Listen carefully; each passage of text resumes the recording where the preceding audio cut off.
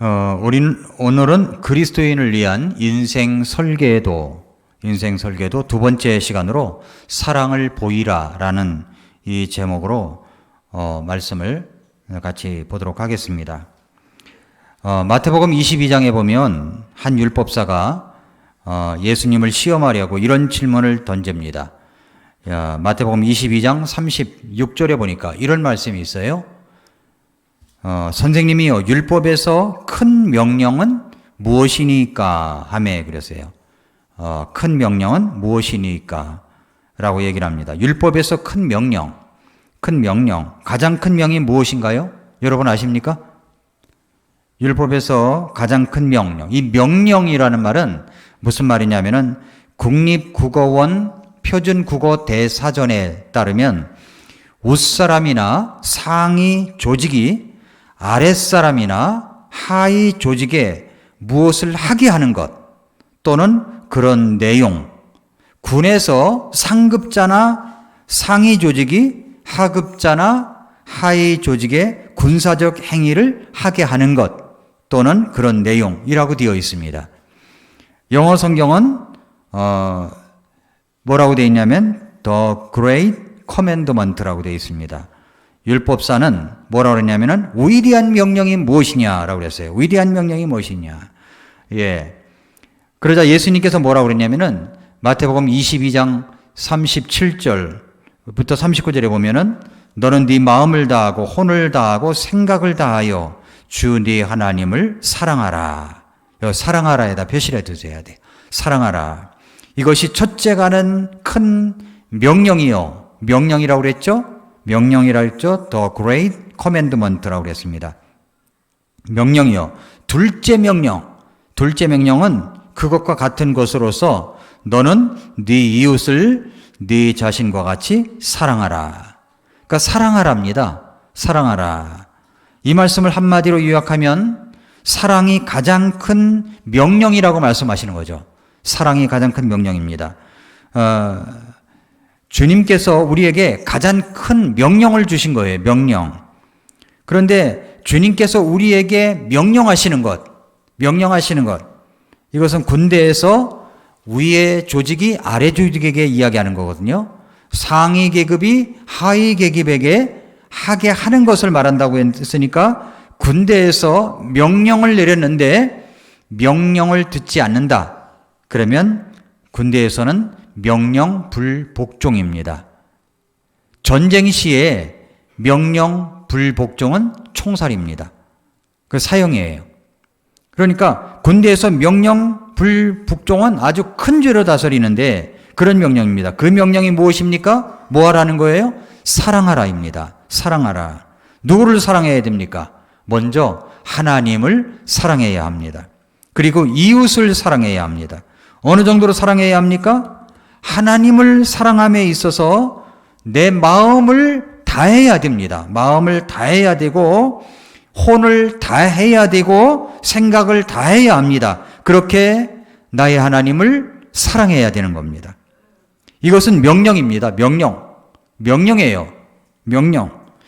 이웃을 어느 정도까지 사랑해야 됩니까? 내 자신을 아끼고 사랑하고 돌보듯 그렇게 이웃도 사랑해야 됩니다. 사랑해야 돼요. 이것은 위대한 명령입니다. 위대한 명령이에요. 가장 위대한 명령이 바로 사랑하라입니다.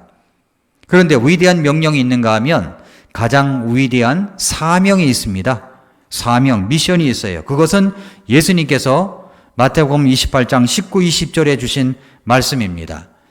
자, 28장 19, 20절에 보니까 그러므로 너희는 가서 모든 민족들을 가르치고 아버지와 아들과 성령의 이름으로 그들에게 침례를 주며 무엇이든지 내가 너희에게 명령한 모든 것을 그들에게 가르쳐 지키게 하라. 보라, 내가 세상의 끝까지 항상 너희와 함께 있느니라 하시니라. 아멘. 이렇게 되어 있어요. 이것을 지상 명령이라고 말합니다만 다르게 말한다면 그리스도인의 대사명, 위대한 사명입니다. 위대한 사명. 그러니까 가장 위대한 명령, 가장 위대한 사명. 그것은 하나님과 이웃사랑, 그리고 복음을 전하는 전도와 구령, 선교를 말하는 겁니다. 그런데 이것은 어느 한쪽만 행할 수는 없습니다. 가장 위대한 명령에 대한 순종이 없이, 가장 위대한 명령에 대한 순종이 없이 가장 위대한 사명을 수행한다는 것은 모순입니다. 그리고 반대로 위대한 사명의 순종이 없이 사랑만 강조한다는 것은 그것 또한 모순입니다. 진리가 없는 사랑은 위선이고 사랑이 없는 진리는 폭력이 될 수밖에 없기 때문입니다. 자, 고린도전서 12장 31절 뭐라고 그랬어요? 오직 가장 좋은 선물들을 간절히 사모하라. 그럼에도 내가 너희에게 더욱 뛰어난 길을 보이노니라. 자, 가장 좋은 선물, 더욱 뛰어난 길. 그것이 무엇입니까? 그게 뭐예요? 가장 좋은 선물들을 간절히 사모하라. 그리고도 내가 너희에게 뛰어난 길을 보이겠다. 12장 31절, 그 다음 절 13장 1절에 그걸 보여주십니다. 뭐라고 말씀하세요? 고린도전서 13장 1절부터 3절에 보니까 내가 사람들의 언어들과 천사들의 언어들로 말할지라도 사랑이 없으면 소리나는 징과 울리는 꽹과리가 되고, 내가 대언하는 선물이 있고 모든 신비와 모든 지식을 이해하며 또 모든 믿음이 있어 산을 옮길 수 있을지라도 사랑이 없으면 내가 아무것도 아니에요. 내가 모든 재산을 바쳐 가난한 자들을 먹이고 또 내 몸을 불사르게 내줄지라도 사랑이 없으면 그것이 내게 아무 유익을 주지 못하느니라. 사랑이 없으면 아무것도 아닌 거예요. 사랑이 없으면 꽝인 거예요. 꽝. 아무것도 아니에요. 고린도전서 13장의 사랑은 정말 놀라운 말씀으로서 영광과 고상함을 가지고 있습니다. 주님의 그 위대한 명령을 따르고 실천하고 싶은 열망과, 그리고 이 사랑에 대한 위대한 진리를 알고 싶어하는 면학도의 마음으로 오늘 이 말씀을 우리는 그런 배우려고 하는 것입니다. 자, 본문은 고린도전서 13장은 사실 12장 31절부터 시작되는 거예요. 오직 가장 좋은 선물들을 간절히 사모하라 그랬죠? 그리고 그럼에도 내가 너희에게 더욱 뛰어난 길을 보이노라 했습니다. 가장 좋은 선물, 더욱 뛰어난 길을 보이겠다고 하면서 13장을 이야기합니다. 그리고 나서 14장 1절은 이렇게 말씀합니다. 사랑을 따르라고요. 사랑을 따르라고 하십니다. 고린도전서 13장에서 말씀하고 있는 그 사랑을 따르라고 하십니다. 고린도전서 12장은 은사라고 하는 영적 선물들에 대해서 다루고 있습니다.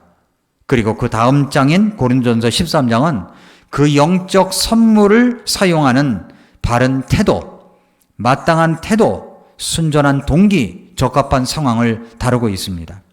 아무리 좋은 영적 선물을 받았다고 할지라도 그것을 사용함에 있어서 바른 태도와 그리고 순전한 동기를 가지고 해야 합니다. 어떤 것이든 사랑의 태도, 사랑의 동기, 사랑의 분위기 속에서만 주께서 우리에게 주신 영적 선물들을 교회와 이웃들을 위해서 사용될 수가 있기 때문입니다. 그렇습니다. 영적 선물에 대한 바른 사용의 에너지는 사랑에서 나오는 거예요. 사랑에서 나오는 것. 사랑 때문에 우리가 헌신하는 거죠. 그렇죠? 사랑 때문에 헌신하는 거예요. 그리고 사랑 때문에 우리가 찬양대도 하는 것이고, 사랑 때문에 주일학교 선생님도 하는 것이고, 사랑 때문에 주방 봉사도 하는 것이고, 사랑 때문에 우리 교회에서 여러 가지 봉사를 하는 것입니다. 사랑 때문에 불우한 이웃을 찾아가는 것이고, 사랑 때문에 아직 예수님을 모르는 분들에게 그리스도의 사랑을 전하는 것입니다. 사랑 때문에 그렇게 하는 거예요. 그러므로 우리는 이 사랑하라는 이것을 평생의 목표로 삼아야 됩니다. 사랑을 자기 삶의 고상한 목표로 삼아야만 합니다. 그러니까 해마다 이제 연초가 되면은 연간 계획을 세우잖아요. 난 올해는 무엇을 하겠다라고 할 때 내가 사랑을 보여주겠다. 누구에게? 구체적으로 그 실천할 수 있는 여러 가지, 적용할 수 있는 여러 가지 사항들을 정해놓고 분기별로 아니면 2달에 한 번씩 그런 모습을 실천하는 이런 모습이 있어야 되지 않겠습니까?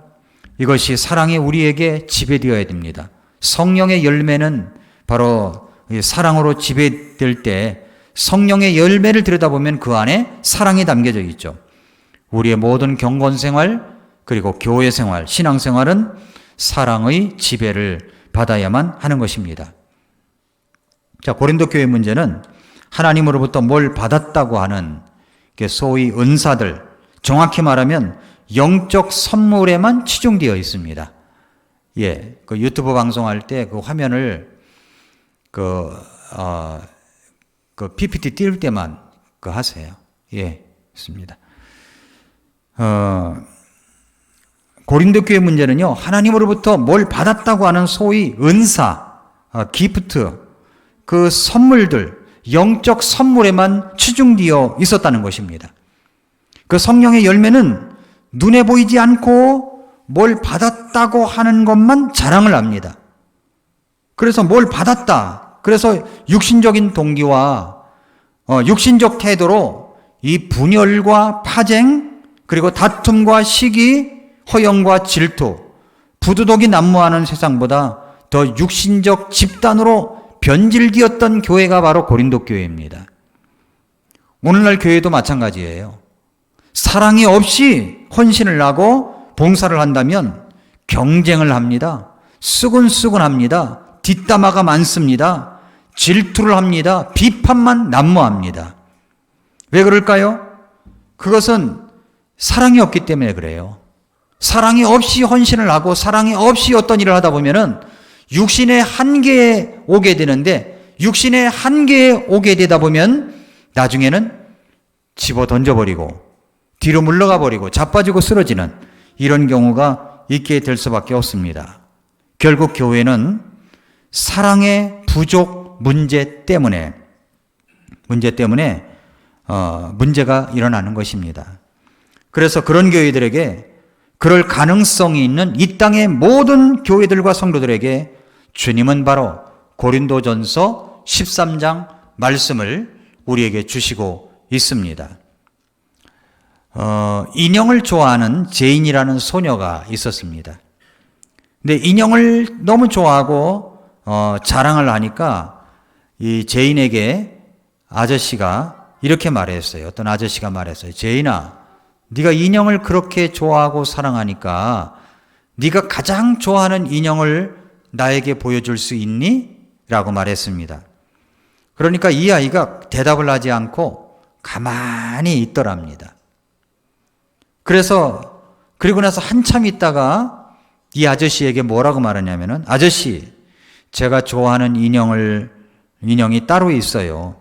그런데 그 인형을 보여드릴 테니까 절대로 웃지 않으시겠다고 약속할 수 있어요?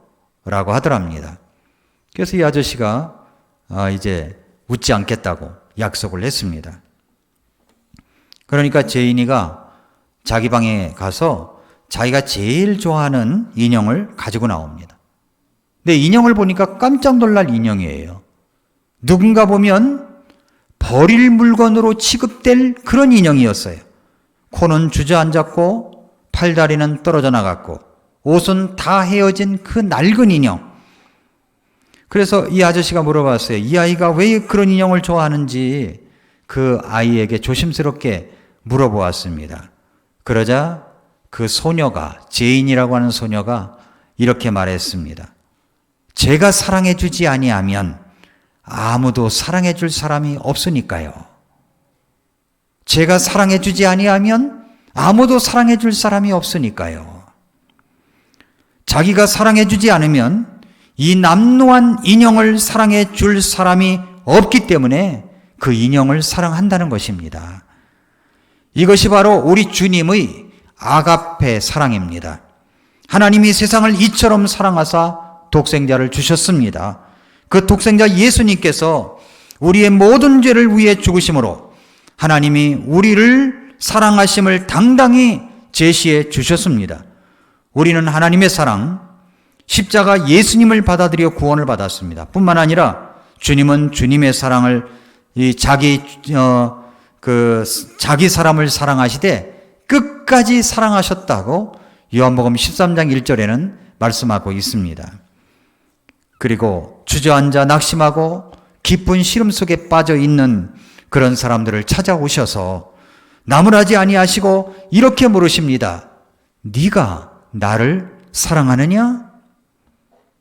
감히 그 아가페 사랑을 언급할 수는 없지만 부족함에도 불구하고 남노함에도 불구하고 나를 찾아오셔서 나에게 그 사랑으로 나를 구원하신 주님의 그 사랑 때문에 그 사랑을 내 마음에 가득 넣어두고 싶어서 고린도전서 13장 말씀, 이 말씀을 우리가 볼 필요가 있는 것입니다. 여러분도 그 가장 위대한 명령인 가장 좋은 선물, 가장 위대한 길, 그 사랑을 시작하는 여러분 되시기를 바랍니다. 이것이 우리 그리스도인의 인생 설계도가 돼야 돼요. 인생 설계도. 자, 고린도전서 12장 31절 다시 볼까요? 12장 31절 말씀해 보면 이런 말씀이 되어 있습니다. 오직 가장 좋은 선물들을 간절히 사모하라. 그럼에도 내가 너희에게 더욱 뛰어난 길을 보이노라. 그렇죠? 가장 뛰어난 길, 더욱 뛰어난 길을 보이노라 라고 말씀하고 있습니다. 자, 전 세계를 공포로 몰아넣었던 2001년 9월 11일 날 테러 사건이 있었죠. 미국에서. 그것을 이제 최초로 스크린에 담아가지고 화제를 모은 영화가 플라이트 93이라고 하는 영화가 2006년도에 개봉되었던 적이 있습니다. 이 영화는 거의 알려지지 않았던 비행기 안 승객들의 절박함과 그리고 긴박하게 돌아간 그 미국의 상황을 보여주고 있는 그런 영화입니다. 2001년 9월 11일 보스턴에서 LA로 향하던 아메리칸 항공 비행기가 예고 없이 항로를 이탈합니다. 관제센터가 교신을 시도하지만 아무런 응답이 없었어요. 그 순간 들려온 건 뭐라고 그러냐면 우리는 비행기들을 납치했다 라는 그런 교신이었습니다. 이 짧은 교신 때문에 관제센터는 비행기가 아니라 비행기들에 주목하지만 어떤 비행기인지 쉽게 파악할 수가 없었습니다. 미국 영공에 떠있던 그 시간에 떠있던 민항기는 총 4,200대였어요. 미국은 공포의 도가니에 빠졌습니다. 그러던 중에 CNN에서 뉴욕의 상징인 WTC 세계 무역센터에 비행기가 충돌했다는 충격적인 뉴스가 보도되고 곧이어 또 다른 민항기가 재차 충돌합니다. 얼마 지나지 않아서 국방부 펜타곤에도 민항기가 추락합니다. 하지만 여기서 끝난 게 아니었습니다. 뉴저지에서 샌프란시스코로 비행하고 있는 유나이티드 93 항공기는 또 다른 목표물인 국회의사당을 향하고 있었습니다. 그러나 영화는 목표물인 국회의사당에 도착하지 못하고 펜실베니아 외곽에 추락했던 항공기 유나이티드 93에 주목을 했습니다. 유일하게 목표를 달성하지 못하고 외곽에 떨어진 이 비행기 안에서는 어떤 일이 벌어졌을까요? 이 감독은 플라이트 93에서 테러가 성공하지 못한 네 번째 비행기 유나이티드 93 안에서 승객들과 테러범들이 벌인 혈투를 승객의 시각으로 이야기하고 있습니다. 그려냈어요. 갑작스럽게 이제 아수라장이 든 비행기 테러범은 이미 조종실을 장악했고 비행기는 행로를 틀어서 다른 곳으로 향하고 있습니다. 사실상 무기력한 상태로 공포에 떨고 있던 승객들이 테러범들과 싸워보기로 마음먹는 건 거창한 애국심 때문이 아니었습니다. 가족들과 전화통화를 하면서부터였어요. 전화통화를 했어요. 전화통화를 하면서 뉴욕과 워싱턴에서 일어난 이 참사를 듣고 난 후에 자신들이 탄 이 비행기도 같은 운명에 처해진다는 이것을 깨닫고 이제 가족들에게 전화를 걸어서 이제 공포와 절망감이 있지만 가족들에게 전화를 걸어서 작별 인사를 나누었습니다. 이제 자기들의 탄 비행기는 또 한 건물을 테러할 것인데 자기들은 곧 죽을 것이라고 이제 생각합니다. 그리고 그들이 마지막 남기는 말들은 상대가 어머니이건 아버지이건 그리고 딸이건 아들이건 친구이건 한결같았어요. 그것은 사랑한다는 말이었어요. 사랑해 여보, 사랑해 아빠, 그런 사랑한다는 말이었어요.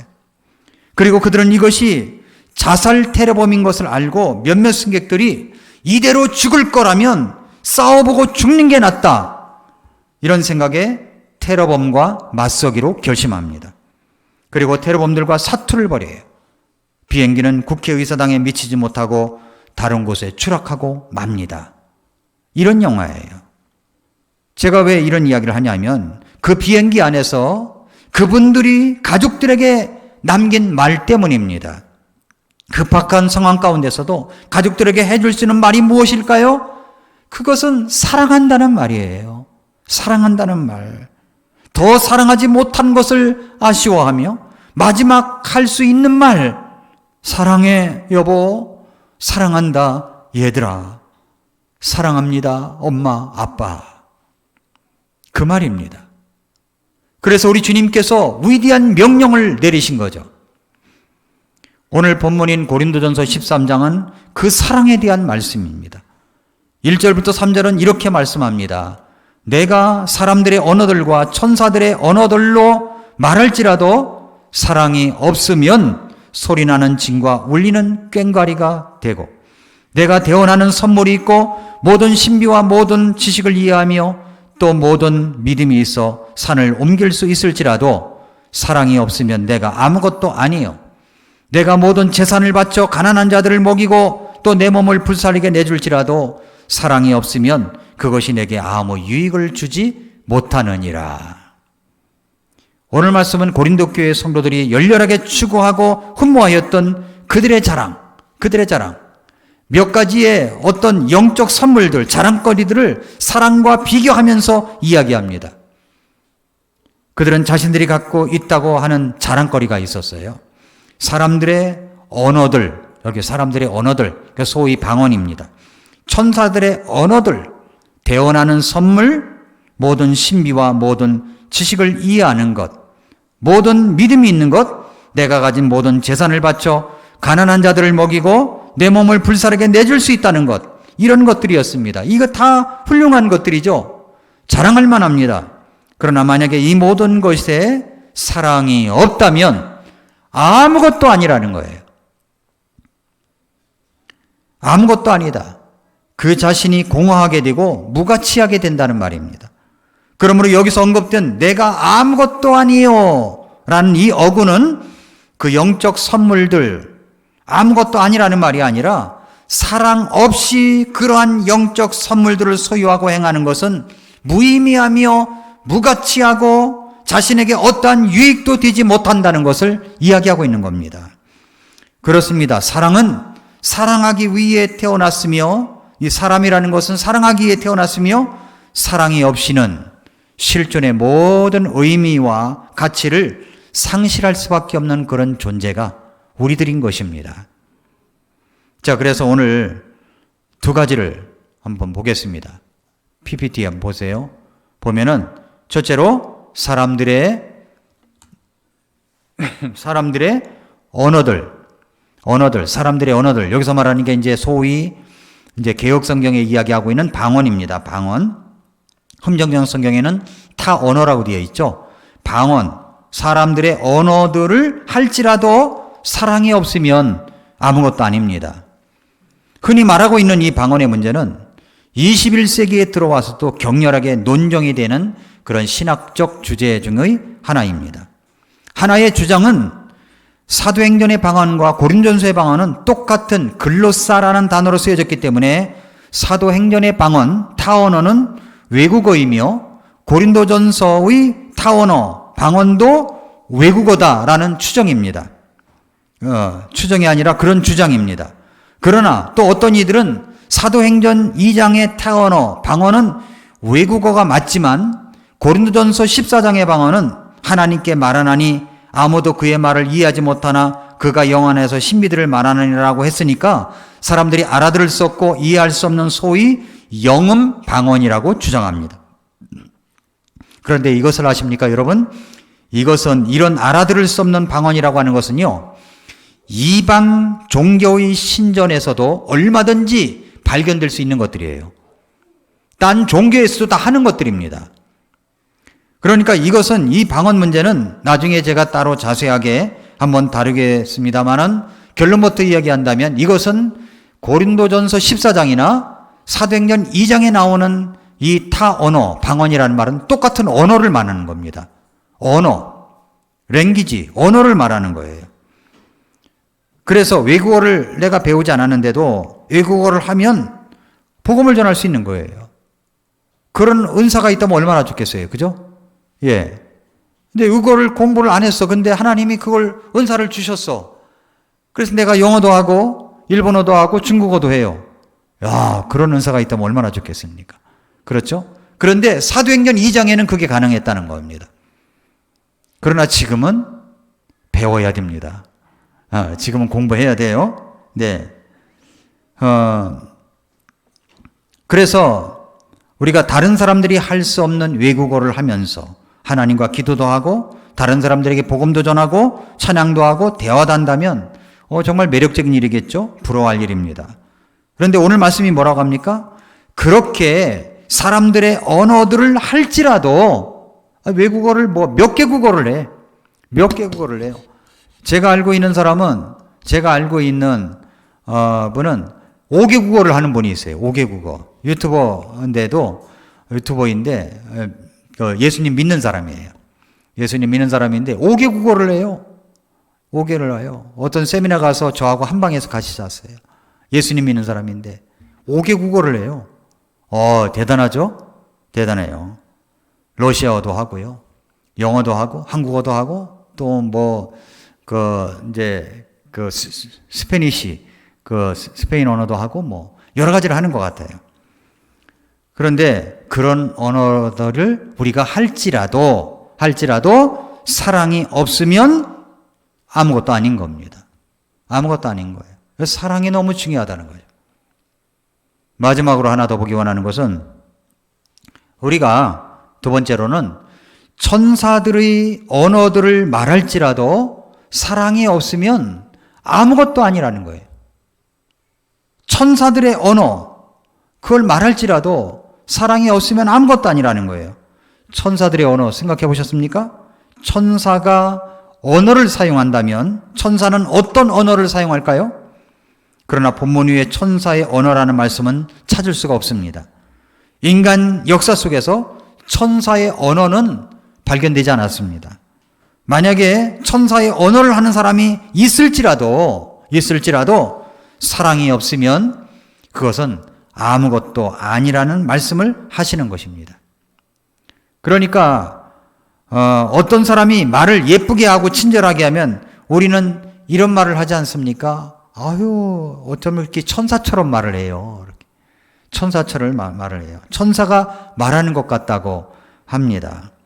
그때 당시에는 고린도와 가까운 아테네를 중심으로 휘랍 문화가 꽃피던 시기에 웅변의 가치를 정말 높이 평가하던 때가 있었습니다. 유명한 웅변가 데모스테네스, 소포클레스, 유리피데스 등은 이런 문화가 낳은 그런 언어의 천재들이었어요. 언어의 천재들. 그래서 당시에 이런 웅변가들이 말을 쏟아내면 흔히 뭐라고 그랬냐면은 천사의 언어다라고 얘기를 했어요. 웅변의 힘은 굉장히 강합니다.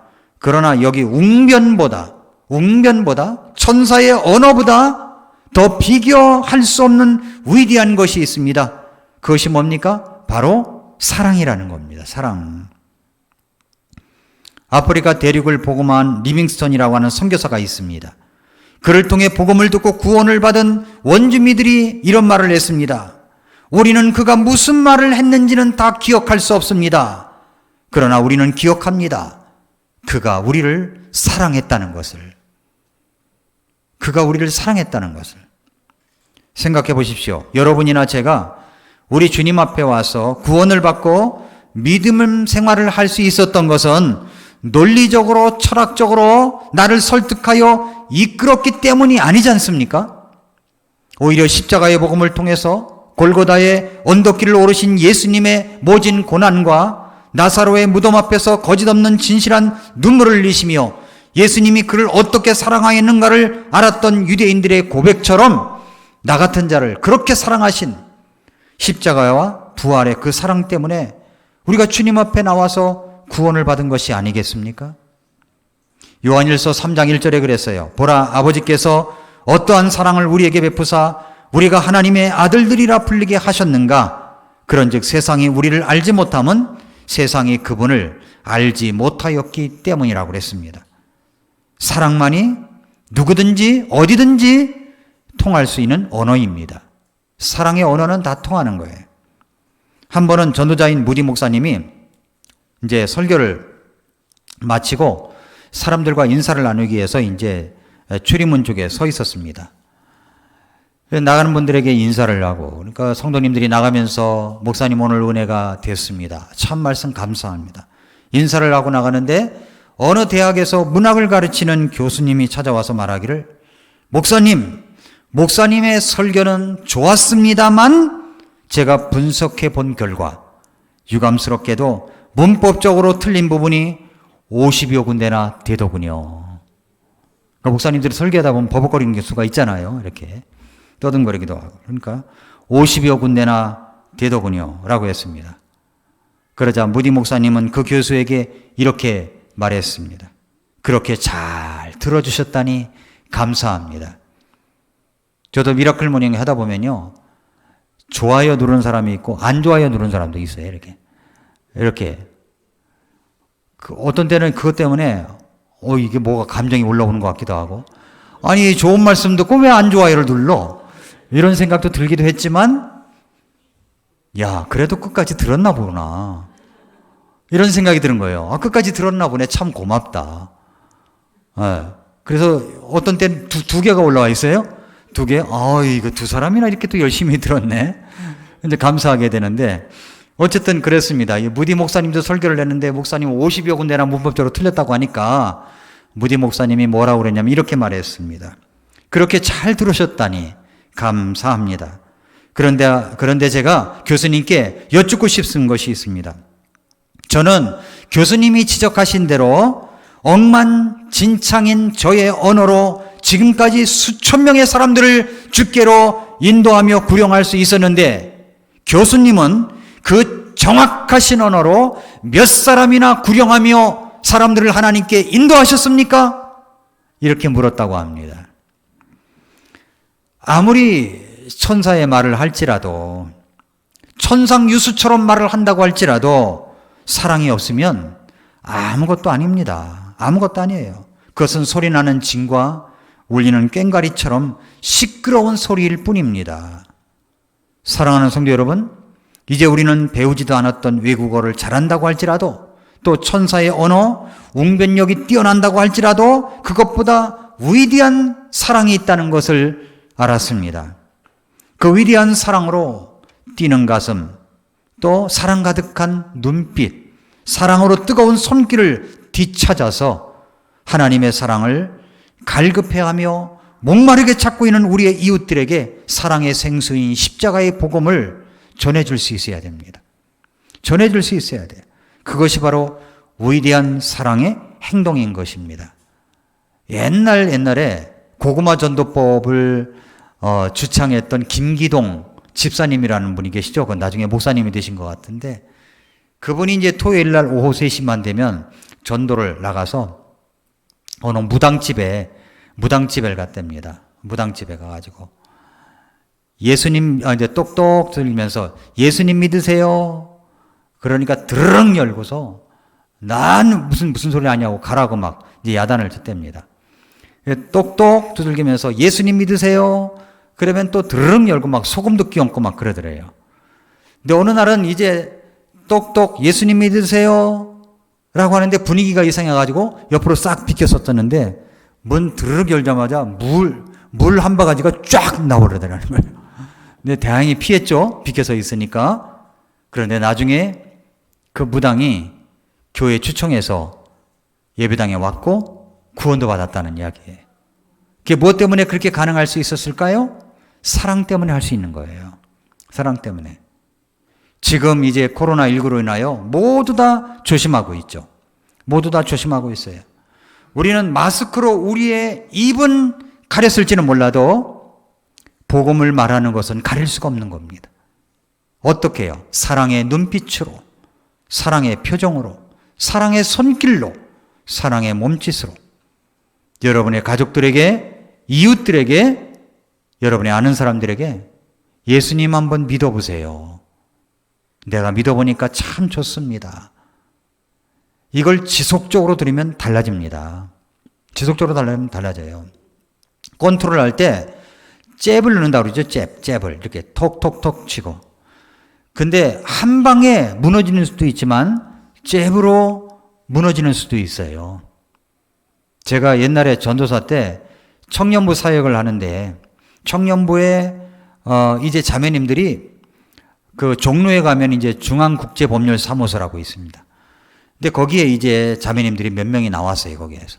근데 전도를 할 때 어떻게 하냐면은 다 업무를 하다 바쁘다 보니까 화장실에서 만난대요. 화장실에 만난대요. 화장실에 만나면 그런 얘기를 했답니다. 내가 참 중요한 말이 있는데 내가 미스킴에게 꼭 이야기해주고 싶은 것이 있는데 그러면서 말을 안 하고 그냥 가버렸대요. 그래서 또 화장실에 또 만나면 내 정말 미스키만 만나면 해주고 싶은 이야기가 있는데 어떡하지? 그러면서 또 그냥 갔대요. 그렇게 몇 번을 그러니까 이 미스킴이라고 하는 아가씨가 그게 도대체 무엇인지 궁금한 거예요. 그래서 그것 좀 이야기해달라고. 그러면 오늘 퇴근 후에 시간이 있느냐고. 그래서 있다고 하니까 조용한 이제 커피숍을 가가지고서 거기서 내가 해주고 싶은 이야기가 있다고 하면서 복음을 전했답니다. 근데 그분이 예수님을 영접해서 구원을 받았어요. 놀랍죠? 그게 뭡니까? 그게 잼 맞고서 KO된 거예요. 우리도 마찬가지입니다. 말을 안 하면 안 되는 거예요. 말을 해야 되는 거예요. 사랑도 사랑을 해야 사랑하는 줄 알죠. 하나님이 세상을 이처럼 사랑하사 독생자를 주셨다고 하는 말씀이 있으니까 그 하나님이 날 사랑하는 줄 알죠. 여러분이 가족들을 사랑합니까? 그러면 사랑한다고 얘기를 해야죠. 사랑한다, 사랑해, 사랑한다 하고 껴안아주고 말이죠. 사랑해요 여보, 사랑해요 여보 하면서 이야기를 할 줄 알아야 되죠. 사랑한다고 말을 해야 사랑한다고 알죠. 마찬가지입니다. 우리 주변 사람들에게도 내가 꼭 해주고 싶은 이야기가 있는데 꼭 말해주고 싶은데 그러면서 뭐 그만두고 하다 보면 궁금증이 나서라도 듣고 싶어 할 겁니다. 그 사람들에게 예수님의 십자가의 사랑을 전할 수 있어야 되는 것입니다. 그렇게 되려면 먼저 하나님께서 내 마음에 뜨거운 주님의 사랑으로 충만케 해달라고 먼저 하나님 앞에 간구하십시오. 그렇게 될 때 우리 주변 사람들에게 예수님의 십자가의 복음을 전하는 아름다운 그런 사랑의 전도자가 될 줄로 믿습니다. 그리스도인의 인생 설계도 사랑을 보여주십시오. 기도하겠습니다.